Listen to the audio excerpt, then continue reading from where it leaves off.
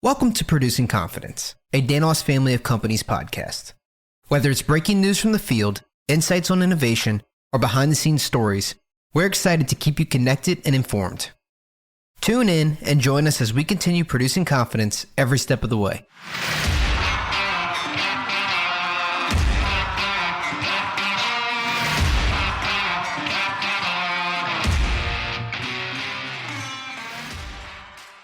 Good morning, everyone. Thank you for joining us today. I'm Samantha McGee with the Danos marketing team, and today we've got owner Hank Danos, who is chairman of the board, and owner Mark Danos, who is CEO of Danos Family Investments. Did I get that right? You got it. Got it. Good. So today we're going to talk about the DNA of Danos and what makes up Danos, what makes it different, and what makes it truly special. And I guess when I say the DNA of Danos, what does that look like to you? I'll start with you, Mr. Hank. Yeah.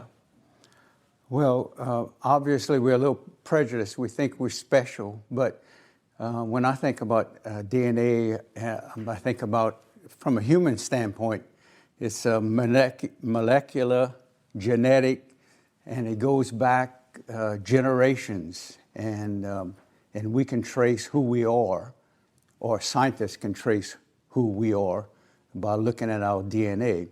So if you apply that to a company, it may not be as scientific, but the way I think about it, when I think about DNA of Danos, I think about the early origins, the founders of our company, the things that they valued, the things that were important to them, the things that drove them to start a company.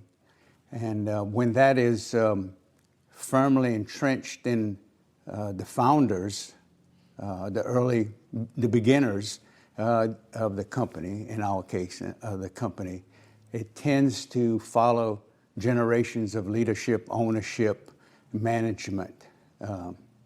So, for example, I think about the early days when our company was just a few years old, when I was barely a toddler, for instance. And I looked out the window one day and I saw my dad walking out the door with a suitcase, getting in the car and driving off. So, naturally, as a kid, I ran to the door and asked my mother, "Where's he going? What's happening?" My dad was leaving. And she said, "Well, he's going to work on the boat."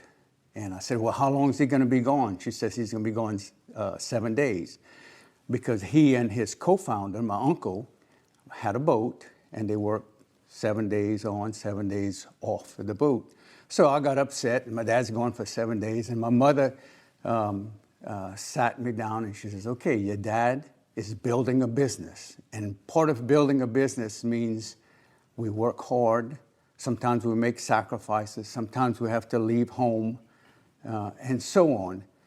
So that planted a seed. I didn't say, okay, I connected all the dots, but I think about our DNA of sacrifice, of working hard, of being ambitious. These two men who started the company were Cajun men. They weren't formally educated. They lived in a rural area, and they made a decision, rather than going to work in the fishing industry, which is what their background was, they decided they wanted to start a business. So something was driving them.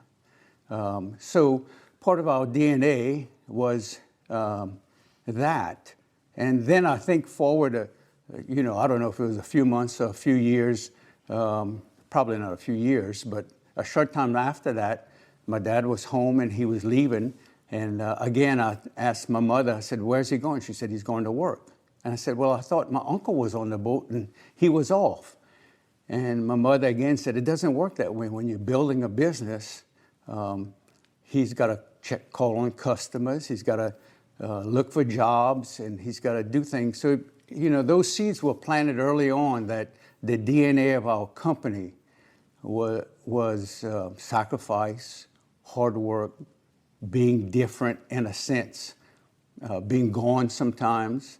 And, I think that just continued to follow us for the generations that continue to follow.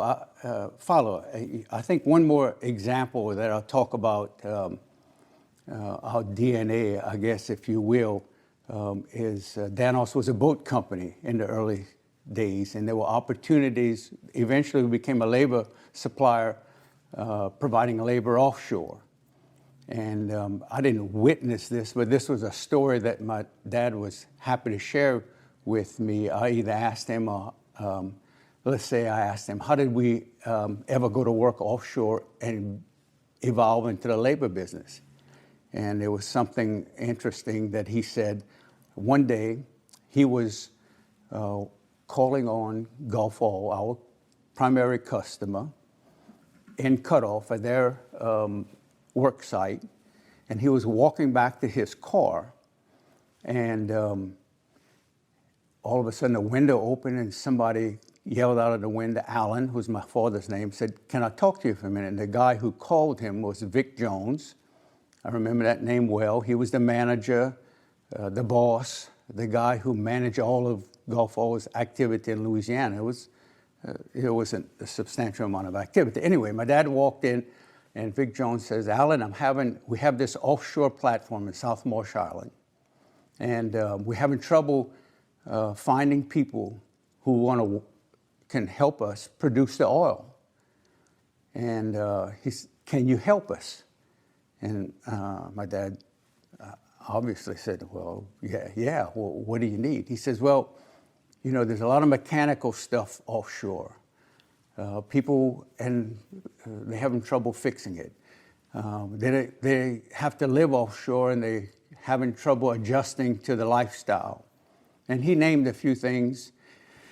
And as my dad related the story to me sometimes later, he says, as I thought about that, he says, I thought, wow. He says, my people, our people, the people I live and work with are fishermen. And my mother's people, he says, your mama's people are farmers.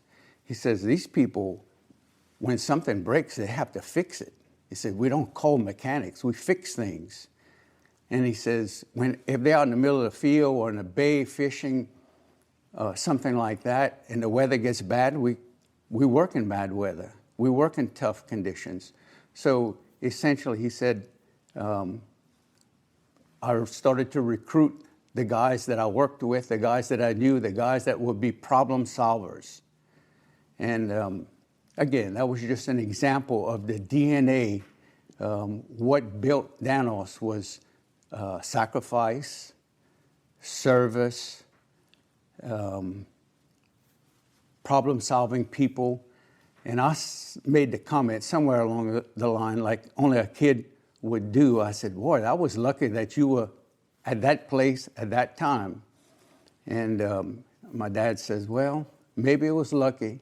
He said, but sometimes you have to work for your luck. He says, I was calling on customers. I was at this location. I was trying to provide service. They knew I wanted some more work. So a hunger for solving problems, growing our business, I think that's all part of our DNA. And that hopefully was passed on from our founders. My uncle was very similar to my dad in that regard, to the next generation of owners and managers. And so it goes to the third and fourth generation. Our DNA is very important in our heritage. Absolutely. I love how you talked about the sacrifice they made, and just the way that they did things and the way they prioritized things. And one of those things that you mentioned was the values that they had. Can you talk a little bit more about the values that the founders maybe had that stayed with through the DNA of the company? Mm-hmm. Can I add something? Yeah, of course. One thing that Hank said, and let's circle back to the second, but he said, hopefully those things were passed on from the founders. So when you talk about values, Hank said, hopefully those things were passed on from the founders to the next gen, to the leaders today. When you think about DNA, one thing that comes to mind is DNA doesn't change. You're born with the same DNA, you die with the same DNA. So think about that. So in the early days, when Hank said, hopefully, the things that the business today looks very different than it did 78 years ago. We have different uniforms, we have different buildings, we have different geographic footprint. But at the core, many of the things that we do are the same today because of what was started way back when. So when Hank says, hopefully those things were passed on. So the values, your question, I'll let Hank answer that in a second, but the values that were started way back when, 7, 8 years ago, that were birthed think about DNA, that still is very much the same today. And the opportunity that we have as leaders and in a continuing business is to draw out the DNA and the qualities that were expressed from way back when. So I like to think about that and focus on the fact that all of the things that Hank mentioned way back when are still very evident today, because that's where we started, and we have an opportunity to continue to grow the business. But what's at the core, the values, which I'll let him answer, is still very much the same from 78 years ago. As we have grown and changed, but we are still at the core, have a lot of those same things. Yeah, well, thanks, Mark. I do think it's important, and that consistency, that thread runs through multiple generations. And I think it largely contributes to our success and who we are today. When you ask about values, think about, again, all the way back to the early days, the things that were relevant and things that were important. And back to that story about going offshore, my dad was so proud of the people that went offshore and solved those problems. And he would say, I don't know how to run a platform. I don't know how to run a crane. He says, but I don't know I'm not a very good mechanic. And I could say, me too. But he said we had people, some of them were his relatives, he called his cousins and his nephews and so on. He says, but people are so important to we're a people business. And the value of people being important and raising up people was always front and center. The value this is kind of an interesting, kind of elementary value of learning and improvement, but my dad, like I said, wasn't formally educated, but I never saw him without a book. He was always reading a book. And when I was a kid, early on, I had the opportunity to travel with him. He had a boat brokerage business in Harvey, and I'd get to ride with him. And often we'd go to Harvey, and he'd go into the office and talk to the people who managed the business, and he'd say, you go on the boats and see what's going on. And so I had the freedom to run on a couple of boats, and naturally I'd go to the galley and see what kind of snacks they had and food they had. But inevitably I'd visit with the people who were working, and we would dialogue some. And then on the ride home, my dad would begin to quiz me. He said, what did you see? What did you learn? And I began to realize that he didn't want to know just what kind of snacks I had on the boat. He wanted to know what I was learning about from those captains and those men who worked on the boats. And after a couple of trips, I realized that I was going to be quizzed on what was going on the boat. And he'd ask me things, well, did you go into the engine room? What did it look like? Did you go into the captain's quarters or the pilot house? What did it look like? Was it clean? Was it well maintained? And he was telling me that continuous learning or continuous improvement was an important value. And we didn't say all those things, but the values of people being important, the values of learning were well set at an early age, the values of integrity. He would talk about customers with great respect, and he would tell me that customers expected certain things from us, no more, no less, and that's what we were required to give them. So I was learning value lessons, and that were firmly planted in my heart and soul, so to speak, that we continue to, we formalized a list of values some years later. We formalized our purpose statement some years later, but those things were pretty firmly entrenched in the way our founders acted and conducted their business. Mark, did you have anything to add? I do have something I wanted to follow up with. No, go ahead. Yeah. So you mentioned the that your father placed great importance on people. He knew the value of his employees and really respected them and wanted to, I guess, make sure they felt that importance and they understood that how important they were to the company. Do you have any examples of, maybe back of how your father, ways he interacted with the employees that maybe, showed that? Yeah. Well, there are a couple of examples. Two things that I guess come to mind. One is when I was a youngster, again, we would often go to festivals or fairs that we love in South Louisiana. And I'd go with my dad, and he always had seemed to have a pocket full of $1 bills. And when $1, you could really buy something with $1.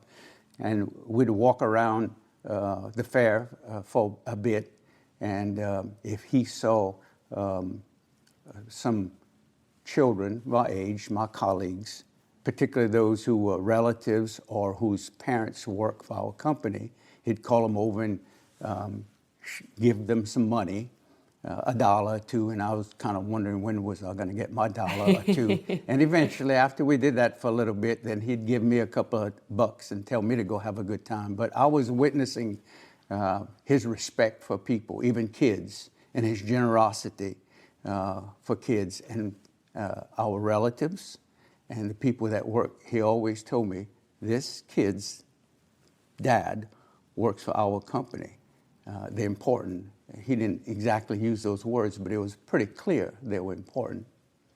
One of the best examples of that I recall coming to mind was, now I'm a teenager and we moved into a different house.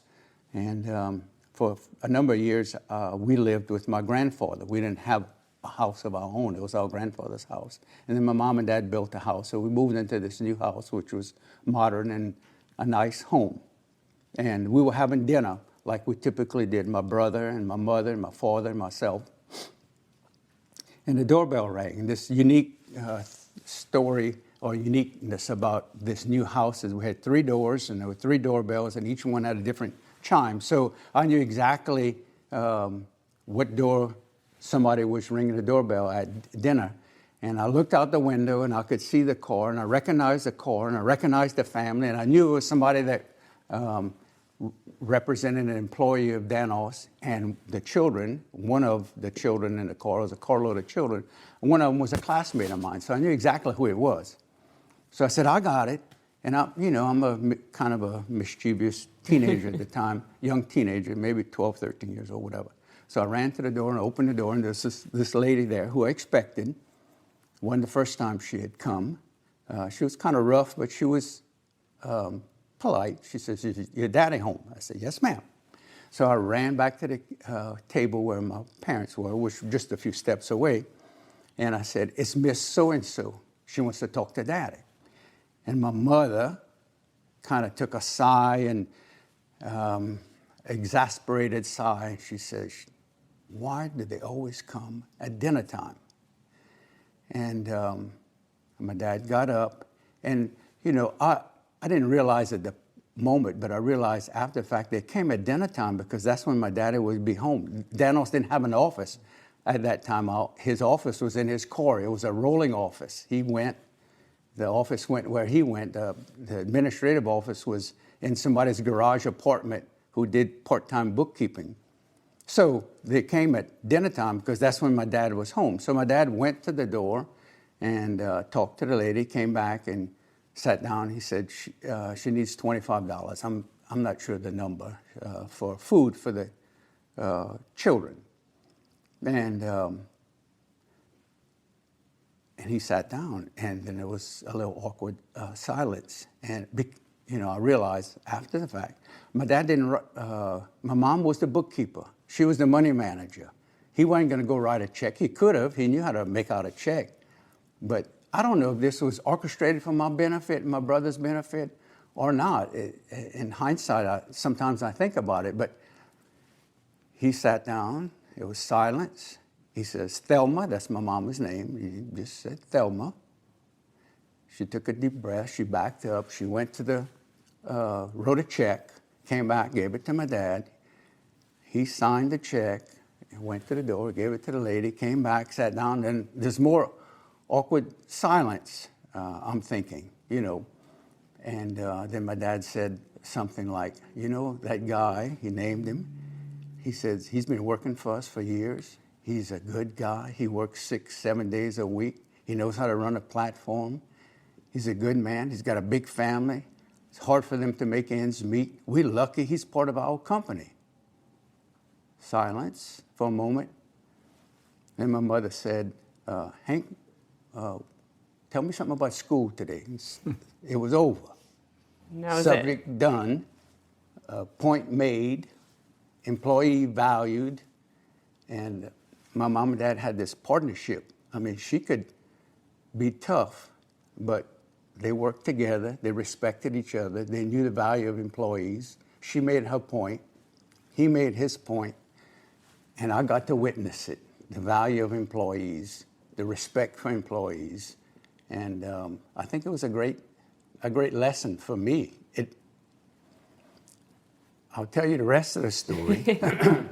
10 years later, my dad's going, I'm in charge of the company. My brother and I are. We have an office now. This man is still working for our company. His wife shows up at the office now because there's a place to go. She didn't have to come to our house at dinner time, and she wants to borrow some money. The man who's our bookkeeper was my dad's generation. He retired from an oil company. Now he was a full-time employee. So the request, I don't know, it came through me, through him, to loan this lady, maybe it's $50 or $75 now, in advance on his check. So he comes in my office and he says, how in the world am I supposed to do my business? Everybody wants to borrow money. I got these people, why don't they balance that budget and take it? Now he's an accountant, so he knows how to balance his budget and run his business and all that. So he's railing at me about this woman, and I don't know that I thought 10 years earlier, but it was firmly implanted in my mind. And I said, Johnny, make the check. Now I'm talking to somebody in my father's generation. I'm a little timid. I'm in charge, but he's a very important part of our company. I said, make the check. So he went, he made the check, he gave it to me, I signed it, gave it to her. Point made. Here's this 10 years later, a lesson that I learned and witnessed 10 or 15 years prior to. And Johnny substitutes for my mama, so to speak, and we get to replay this thing again. Value of employees, they were important. They are important. Yeah, there's so many things I love about that story, particularly the one when you're at your childhood home. I love the dynamic you talk about with your parents and how they had that partnership, running the business, but also just how their generosity and their love for people and care for people really comes through in that story. And so you kind of touched on this, how the generosity has continued throughout the generations of the business. But so I wanted to, can you expand any on that? Or Mark, maybe you have some thoughts or stories that you witnessed of how that generosity has continued to develop and grow with the company. Yeah, I'm enjoying hearing Hank's stories because some of these I haven't heard before. So, some of them I have heard bits and pieces of this, but I would say more is caught than taught. That's what I'm thinking as Hank's speaking is these life lessons. We talked about DNA a second ago, how DNA is inherent in us, and it takes time to pull it out. As an organization, we're finding the best in people and pulling it out, allowing people to express their talents and gifts and abilities. And when you think from a generosity standpoint, all these little lessons, that was inherent in us from the very beginning. Hank caught that. It was taught, but he caught it because it was lived out. And now how is that expressed today? I'm sure we'll talk about seeds of giving in a bit, but I want to hear some more stories. Hank, how else was that expressed in the early days? And we can transition about how that is today. But yeah, I think about, all the way back to the story about the fairs or the festivals that we went to, and I witnessed my dad's generosity, and I witnessed my dad helping some of his relatives who were less fortunate. You know, at that point, by the time I'm a teenager, we have a pretty successful, I say we, my parents have a pretty successful business. My uncle's already gone. My dad's in charge of the company, owns the company. My uncle's gone, and my cousins and my aunt are there and part of the company. And I witnessed my dad and my mom's affection and generosity towards his partner, towards the family of his deceased partner. I witnessed their involvement in the community when things were starting up. At an early age, I knew that I watched my mother, because she was the bookkeeper, work on the books, and she'd write a check to donate to the church. She'd write a check to donate to the schools that we were involved in. They were following us and following the community. They had a sense. I heard dinner time stories that as goes the community, so goes businesses. And as goes businesses, so goes the community. So there was some partnership and some sense of responsibility for a growing business that we had to give back to the community. So I heard that. And, you know, a few years later, in the early 20s, I'm 21, my brother's 23, my dad's gone, we're in charge of the company. We're in the process of buying my mother's interest out.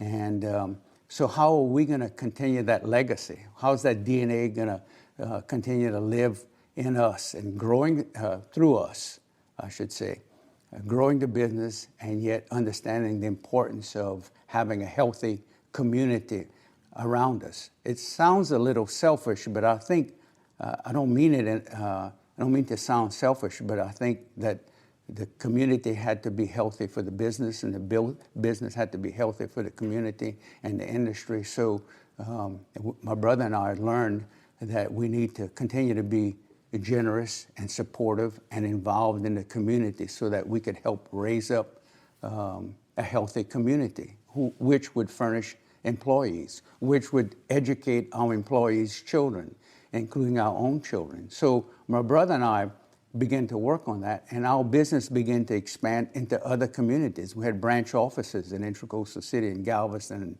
and Morgan City and Buras.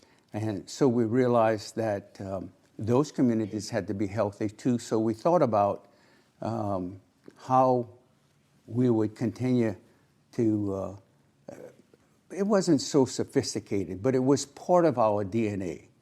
And then, you know, things evolved, and Mark can really speak to this, but things evolved to the point that we began a foundation. And Mark can tell you more about the elements and the story and the history of the foundation, but a lot of it is built on that generosity and watching the generosity of our employees, how they got involved in the community. One of the things that is just amazing to me, obviously we live in South Louisiana. Obviously there's some storms that destroy communities. And when somebody of our employees, one of our employees had a catastrophe, a storm, a fire or something, the first people who were there were fellow employees who were helping, lending, bringing their saws, bringing their resources to help.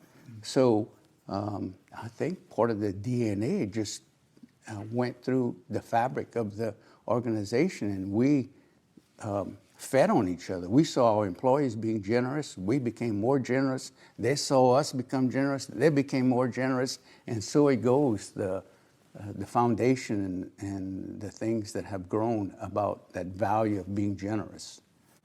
Mark, do you want to talk a little bit about how the foundation did start? I know Mr. Hank mentioned that, you know, the employees became generous and became, you know, stepped up. How did that look from a forming of the foundation standpoint? Yeah, good question. When I think about how to answer that, I've been involved with the business in some form or fashion for more than 40 years. I've been full-time here for more than 10 years. So I've been involved for a long time. We talked about DNA. We talked about the quality. We talked about more is caught than taught, and some of these lessons that I didn't hear, but we can see how that's expressed. And when we think about what we call seeds of giving today, and that's the philanthropic or community-oriented arm of what we do. It really started as a grassroots effort. We have done things and responded to the community in ways from way back, even when my grandfather, never heard that story, giving out dollar bills to the kids in the community at a fair. And how has that changed to helping people in the community? Lots of requests.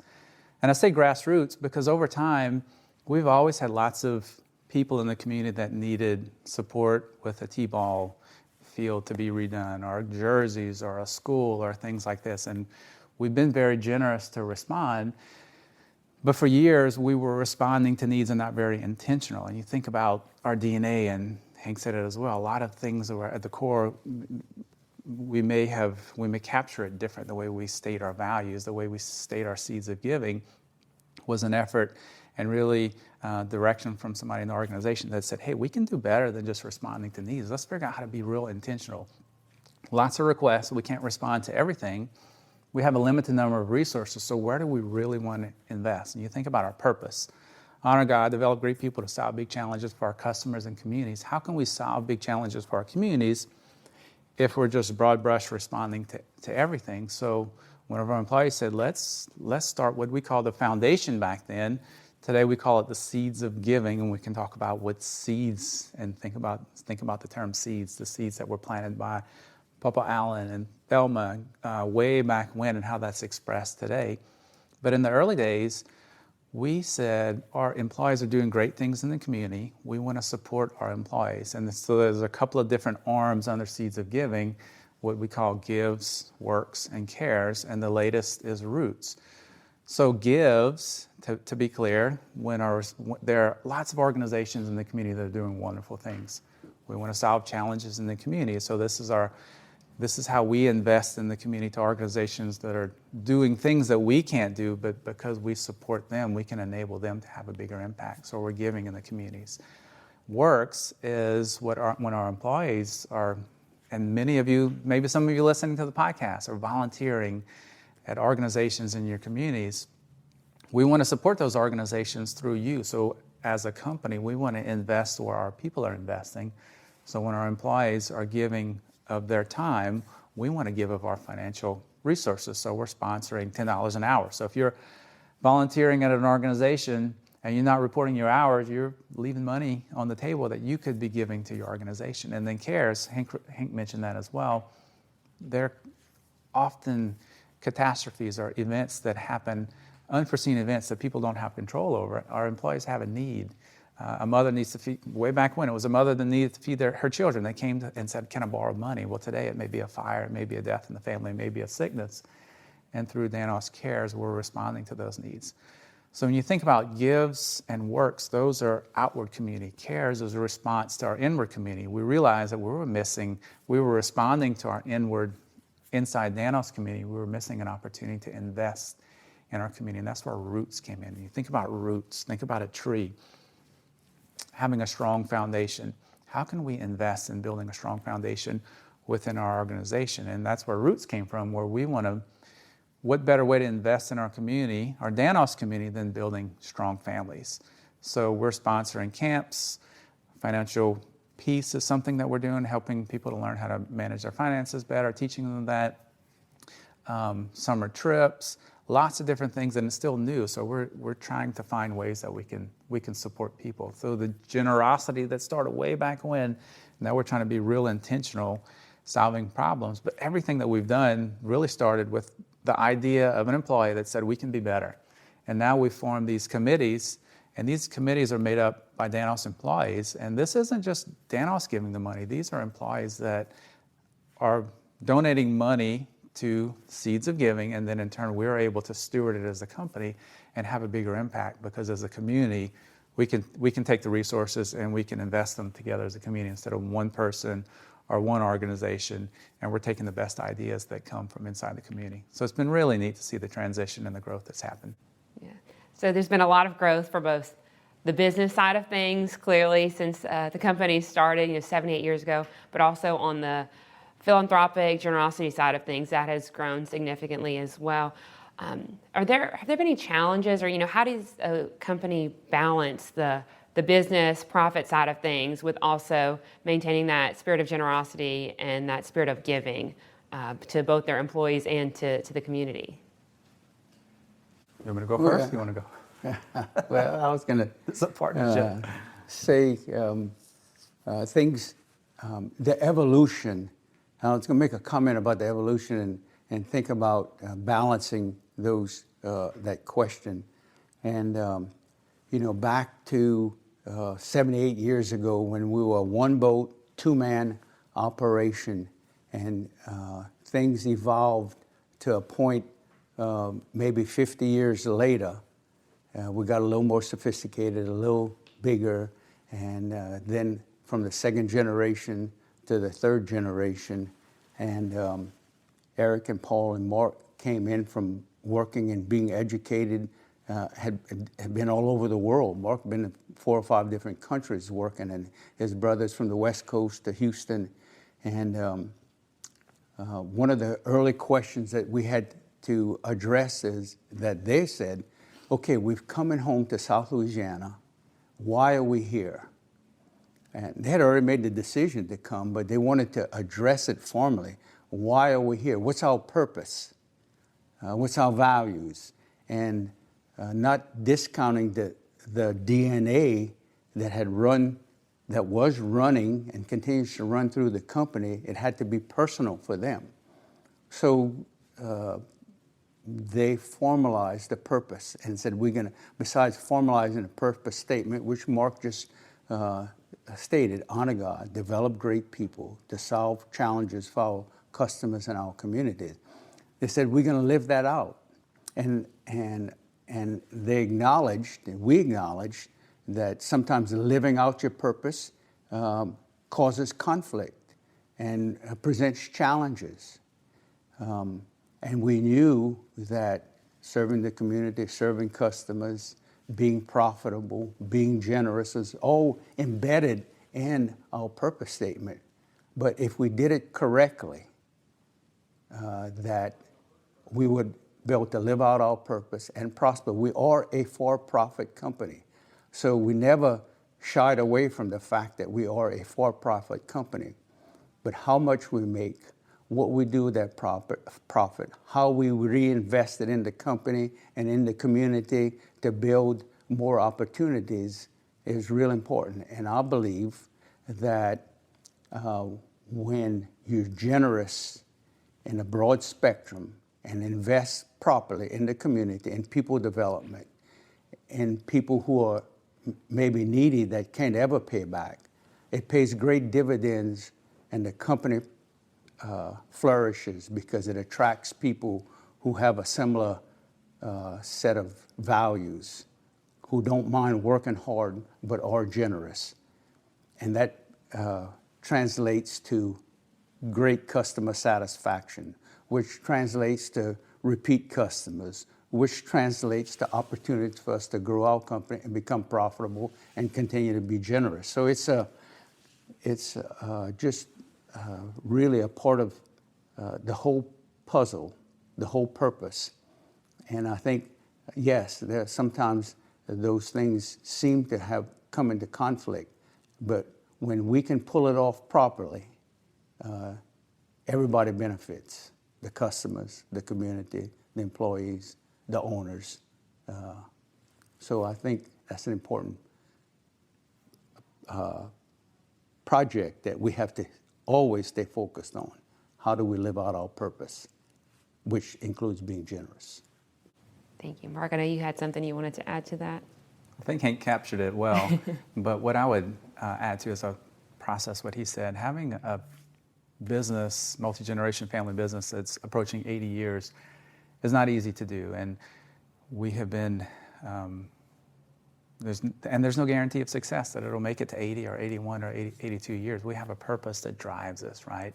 We're not going to forsake our purpose in order to maintain a business, but by driving towards our purpose, we talked about DNA, we talked about values, all of those things are expressed through our business, and when we're successful as a business, we're in a position to have a bigger community impact, so that drives us on. When you're having a bigger community impact, it drives people that want to be a part of what you're doing. So again, Hank talked about how it's complementary. It absolutely is. Again, there's no guarantee to success, but we will never compromise our purpose in order to maintain a successful company. They're complementary. We want to make sure that purpose first. We're driving. We're going to do the right things. We're going to honor God. We're going to develop people. We're going to solve challenges in our customers and communities. And in the process of doing that, we have great people that are going to come up with great ideas, like we talked about a minute ago with seeds of giving. We will have people that challenge it. We have had customers and we have had employees that said, why are you giving all that money in the community? When you think about when our customers are cutting back and saying we need rate reductions. So if we're talking about impacting the community, there's the perception, and people have actually said it, that if we're giving money in the community, our customers are going to think that we're charging them too much. So they're going to want rate reductions. Absolutely something we should consider. But we're not going to stop doing the right thing. We're not going to stop investing in the community. When we do the right thing, the right results will happen. That may mean that we continue to grow. That may mean that we have to pivot. But it's, again, very complementary. And it's a challenge that we've had to consider, and we will continue to consider. And we want the right people with the right ideas that are continuing to challenge us to do great things. Employees are such a big part of the business, but the foundation, they've really, you mentioned employees' ideas started the foundation, and that's now Seeds of Giving. Can you tell them a little more about that? Yes, Samantha, I would say Seeds of Giving, we talked about the word foundation. Hank used that. You just used that as well, Seeds of Giving. What is it? We're planting seeds, we're growing, we're having an impact, and this is a community effort. So this is not just a Danos Corporation. When the company is successful, we're able to have an impact. Yes, when the company is successful, we're able to have a bigger impact. But it's been really, really neat and encouraging to see how the employees have responded. So this could be employees that have been on the receiving end. This could be employees that have been involved in community efforts. But we've been fortunate. It's not just about dollars, it's about lives impacted. But when you think about it and when you measure dollars, more than 20% of what we give comes from the employees. So that makes me often just take a step back and think, wow, it compels me from an accountability and from a stewardship standpoint that this is not just the company writing a check. We're investing dollars, more than 20% that is given by our employees. So think about the impact that we're having, lives touched, areas impacted, partnering with great organizations, and responding to needs. So it's very much a partnership that goes across all aspects of the organization and all people involved. Great. Anything else to add? I heard somebody, a very successful businessman recently on a podcast, say something that I've been thinking about for the last few days. It just happened a few days ago. But he said, dreaming is like a muscle. And he said, the more we dream, the more we develop that muscle. And he was not only a successful businessman, but a very successful businessman who was very generous. And he says, we need to practice dreaming to do big things, better things, awesome things. And that includes not only growing your business, but developing people and being generous to the community and the areas where you want to be generous. So we're going to continue to dream, and we're going to include as not just the owners, but all as many people as we can in our organization to dream with us how we can be successful. And we measure success not only in profit, but in generosity and in developing people. And we have to do that as a team. So we're dreaming big, and we want to include plenty of people in our dream. Thank you. Thank you for letting us be a part of that dream and to continue dreaming with you. Thank you for giving us the opportunity to tell our story, or some parts of the story. It's great. I think everyone enjoy hearing it. It's great. Great listening. Thank you, Samantha. That's it for this episode of Producing Confidence. To learn more about the Danos family of companies, be sure to follow us on social media. Remember, stay safe, stay connected, and keep producing confidence.